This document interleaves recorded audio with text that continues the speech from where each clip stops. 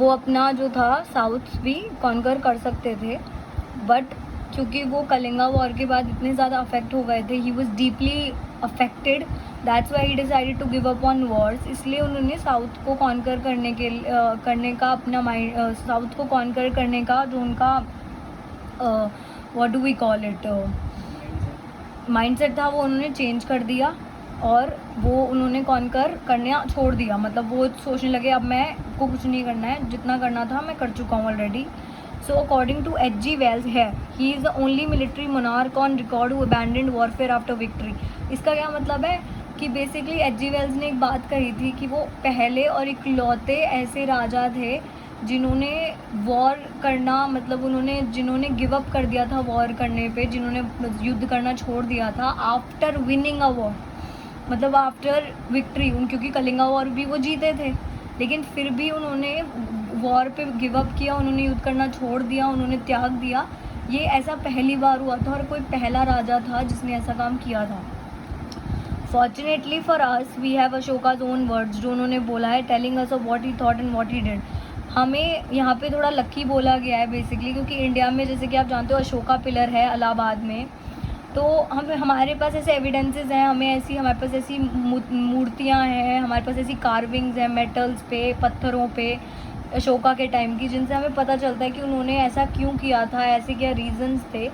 तो वो बेसिकली हमें ये चीज़ बोल रहे हैं कि हम काफ़ी लकी हैं on that matter. Now will move to the second next page, that is in these edicts. Edicts का बेसिक मीनिंग जो होता है, एडिक्ट मतलब होता है द अनाउंसमेंट ऑफ लॉ और एजुकेशन। ठीक है, ये भी आपको आपकी बुक में ही मिलेगा यहाँ पे, the addict the announcement of law और एजुकेशन। मतलब कि लॉ और एजुकेशन, जब आप किसी भी एजुकेशन को या किसी भी लॉ को, जैसे कि कोई भी उसको लाने से पहले हम उसका अनाउंसमेंट करते हैं। जैसे गवर्नमेंट हमारी होती है, वो कोई भी लॉ पास करती है तो उससे पहले एक अनाउंसमेंट होती है, उसी तरीके से वो एडिक्ट्स बोलते हैं। इन these addicts Ashoka tells us of his horror and remorse at the slaughter which war and conquest involve. तो इस जगह पे वो अशोका ने हमें ये बताया, रिमोर्स मतलब होता है दुख, feeling of regret and sadness. Regret मतलब होता है पछतावा। उन्होंने अपनी उस फीलिंग के बारे में बताया, उस डरावने दृश्य के बारे में बताया जो उन्होंने देखा था, खून खराबा आफ्टर द वॉर और ड्यूरिंग द वॉर। ठीक है, the only true conquest he says is the conquest of self and the conquest of man's heart by the dharma. उन्होंने बोला जो एक्चुअल कॉन्क्वेस्ट है, कॉन्क्वेस्ट मतलब जो एक्चुअल युद्ध है एक इंसान लड़ता है, वो सिर्फ अपने आप से लड़ता है और दूसरों के दिल से लड़ता है, जो कि एक धर्म, हमारा धर्म है। मतलब हम बेसिकली हम अपने अगेंस्ट ही सबसे बड़ा युद्ध लड़ते हैं। ठीक है, but I shall quote for you some of these edicts, they make fascinating reading and they will be bring Ashoka nearer to you. तो वो बोल रहे हैं कि जो हमारे ऑथर हैं वो हमें कह रहे हैं कि अब हम इनके कुछ अशोका के कुछ ऐसे एडिक्ट्स पढ़ेंगे जो बहुत फैसिनेटिंग है। फैसिनेटिंग का मतलब होता है बहुत इंटरेस्टिंग है, और जिनसे आप समझोगे कि अशोका ने ऐसा क्यों किया था और उनकी क्या मानसिकता थी, और आपको मे बी वो चीज़ें अच्छी लगें और आप उनसे कुछ सीख पाओ। तो पहला, Kalinga was conquered by his sacred and gracious majesty, so runs and edicts, when he had been consecrated 8 years. 150,000 persons were thence carried away captive. 100,000 were slain and many times that number died. उन्होंने बोला जब वो कलिंगा की लड़ाई कर रहे थे, when he had been concentrated 8 years, okay, जब वो अपने क्या बोलते हैं उन्हें, उनकी जो राजा वाली जर्नी थी और उनके 8 साल बीते थे, तो 1,000 मतलब 150,000, जिसका मतलब है 1.5 लाख लोग जो थे वो जो थे कैप्टिव कैरिड हुए थे। 1 लाख लोग मरे थे। Many times of that number died, मतलब स्लेन का मतलब होता है ऐसे खून खराबा हुआ था उनका, कुछ लोग उसमें इन्वॉल्व थे, कुछ लोग मरे थे। तो 1.5 लाख और 1 लाख, आप सोचो कितना सारा नंबर, कितने लोग मरे थे, कितने लोगों का उन्हें दुख हुआ था। और फिर directly after the annexation of Kalinga begin his sacred Majesty's zealous protection of the law of pity, his love of that law and his inculcation of that law dharma, Thus arose his sacred majesty's remorse for having conquered Kalinga, because the conquest of country previously unconquered involves the slaughter, death and carrying away with captive of people. That is a matter of profound sorrow and regret of his sacred majesty. उन्होंने बोला कि directly जब कलिंगा की war ख़त्म हुई तो उन्होंने सीधा अपना जीलस मतलब एक प्योर एंड जॉयस मतलब अपनी जर्नी स्टार्ट कर दी। वो उन्होंने सब कुछ त्याग दिया था और वो खुश होने मतलब उन्होंने सिर्फ धर्मा का पाथ जो था वो चूज़ कर लिया था। एंड उन्होंने बताया, उन्होंने एक लॉ ऑफ पिटी दैट उनका जो उस लॉ से प्यार था क्योंकि वो धर्मा से रिलेटेड था और धर्मा ही था जिसको वो नाम देते थे। उन्होंने बताया कि वो कितने दुखी थे आफ्टर कलिंगा की वॉर हुई, क्योंकि इतनी सारी उस वॉर के जस्ट बाद इतनी डेथ्स देखी उन्होंने और देखा कि इतने लोग मरे हैं, इतने लोग घायल हुए हैं, इतने लोग परेशान हैं, तो उन्हें बहुत ज़्यादा दुख, सौरो, रिग्रेट, पछतावा सब कुछ हुआ। The edict goes on to say that Ashoka would not tolerate any longer the slaughter or the captivity of even 100th of 1000th part of number killed and made captive in Kalinga. तो वो बोलते हैं कि जो अशोका थे उन्होंने and में बोला कि मैं अब कुछ भी टॉलरेट नहीं करूँगा, लोगों का खून खराब होना, उनका घायल होना, नॉट इवन द 100th और 1000th part of number killed. मतलब कि अगर लाखों लोग मरे थे तो उसका 1000 या 100वां पार्ट भी उन्हें नहीं चाहिए। उन्हें नहीं चाहिए कि एक भी बंदा मरे या एक भी बंदा घायल हो।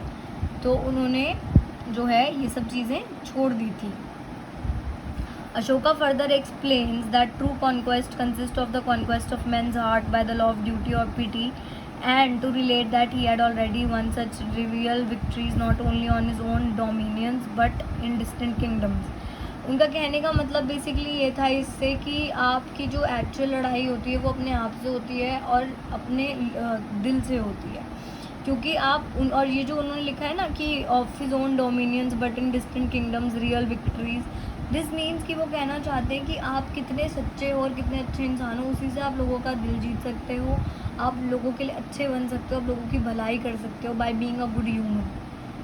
जब आप खुद अच्छे पाथ पे जाते हो, आप लोगों की हेल्प करते हो, आप बड़ों की बातें सुनते हो, आप अपने पेरेंट्स को प्राउड फील कराते हो, आप लाइफ में कुछ अचीव करते हो, तो that is how you win victories in different kingdoms, in different areas of your life, and you earn respect, love and everything from other people as well. That is how you won within that is how one wins within himself. Okay, and I'll go to the law to which reference is made repeatedly in these edicts was the law of Buddha. Ashoka became an ardent Buddhist and tried to utmost the spread of the dharma. वो Buddhist बन गए थे उसके just बाद ही। As you can see in this picture, this is Ashoka. आप लोग सोच रहे होगे but this is Ashoka. He became a Buddhist, और वो बुद्धिस्ट इस धर्म को जो है उन्होंने स्प्रेड करना शुरू कर दिया। प्रीच करने को मतलब बोलते हैं टीच करना, उस चीज़ को फैलाना, स्प्रेड करना शुरू कर दिया था उन्होंने। But there was no force और कंपल्शन, बट वो किसी को फोर्स नहीं करते थे, कंपल्शन में नहीं डालते थे कि आपका ऐसा करना ज़रूरी है। It was only by winning men's heart that he sought to make converts. और वो सिर्फ वो कहते थे कि मैं किसी को फोर्स नहीं करूँगा, कंपल्शन नहीं डालूँगा। वो सिर्फ इसमें बिलीव करते थे कि जब किसी का खुद का मन करेगा चेंज होने का और वो खुद से बदलना चाहेंगे तो वो अपने आप को बदल सकते हैं और वो धर्म की राह बुद्धिज़्म को अपना सकते हैं। Man of religion have seldom यानी कि जो हम पूरा सेंटेंस पढ़ते हैं पहले। Man of religion have seldom, very seldom been as tolerant as Ashoka. मतलब कि बहुत रेयरली ऐसा होता है जो लोग रिलीजन में विश्वास करते हैं वो उतने टॉलरेंट हों जितने कि अशोका थे। In order to convert people to their own faith they have seldom scrupled to use force and terrorism and fraud. मतलब वो कहना चाह रहे थे कि लोगों ने एक दूसरे को बदलने के लिए, एक दूसरे को चेंज करने के लिए ऐसे गलत रास्ते अपनाए। टेररिज्म मतलब कि आतंक और डराना, किसी को किसी से ज़बरदस्ती चेंज कराना उनका रिलीजन या वो जिन चीज़ों में विश्वास करते थे, तो वो उसको फ्रॉड और गलत बोल रहे हैं।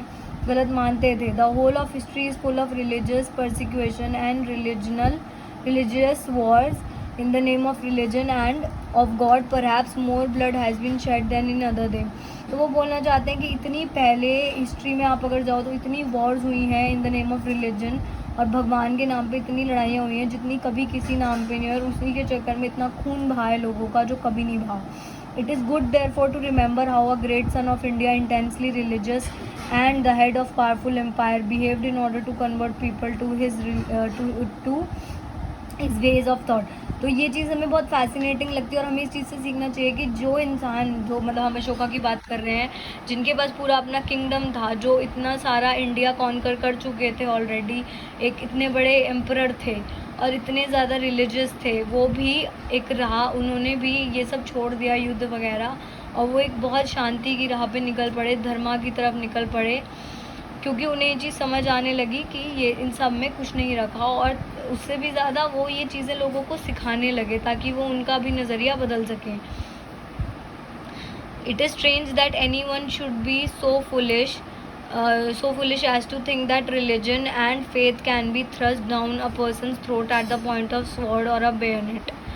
ये वो कह रहे हैं कि बहुत स्ट्रेंज है और बहुत फुलिश बात है कि रिलीजन और जो फेथ है वो एक इंसान को मतलब इतना मतलब उसको परेशान कर सकती है, उसके गले पे तलवार रखने के बराबर हो जाती है कि आप किसी के गले पे तलवार रखने को तैयार हो जाते हो सिर्फ एक रिलीजन और विश्वास के नाम पे, जो कि गलत है, ऐसा नहीं होना चाहिए। As one of his edicts says, all sects deserve reverence for one reason or another. By thus acting, a man exalts his own sect and at the same time does service to the sects of other people।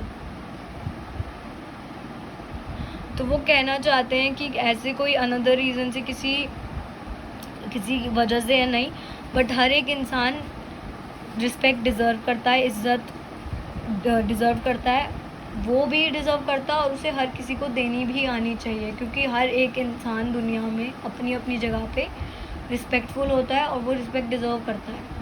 This is all with this chapter. I hope आपको समझ आया हो and I hope you guys have liked it. So start reading kids, बच्चों start कर दो पढ़ना अपना, क्योंकि it's been really long that आप लोगों को ब्रेक मिल चुका था। तो अपना पढ़ो, स्टार्ट करो, क्वेश्चंस बनाओ। एंड आई डोंट थिंक मैंने अपनी तरफ से पूरी कोशिश की कि मैं आपको ये चैप्टर अच्छे से समझा सकूं, लेकिन अगर कुछ भी दिक्कत होती है तो यू कैन आस्क अपना, and you can basically Google आप कर सकते हो कि अगर आपको कुछ मतलब नहीं पता है। Otherwise I have tried my level best कि मैं आपको सारा कुछ समझा सकूँ। Thank you.